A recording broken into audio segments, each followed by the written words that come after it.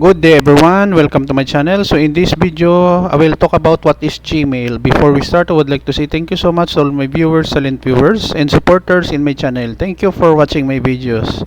If you are new with my channel and then you like this video, please hit the like button. Don't forget to share and please support my channel guys if you are new by clicking the subscribe button.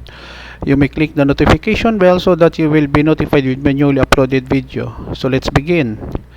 The content of our video for today is provided to us by TechTarget. Thank you so much TechTarget for providing us this content.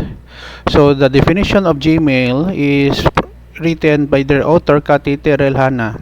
So what is Gmail? Gmail is a free web-based email service that provides users with 15 gigabytes of storage for messages and the ability to search for specific messages. The Gmail program automatically organizes successively related messages into a conventional thread.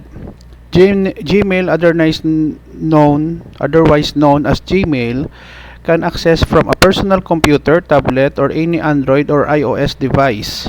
According to Google co-founder and CEO Larry Page, the company was inspired to create Gmail because of a user's letter complaining about problems with the existing email services like Yahoo Mail and Microsoft Outlook Live.com, previously known as Hotmail. Their complaints included the constant need to delete messages to stay within storage limits and lack of searchability. Okay guys, so this is the end of my report on what is Gmail is all about. One of the most popular email service in the internet. Thank you so much for watching. Don't forget to like, share, and please support my channel guys if you are new by clicking the subscribe button.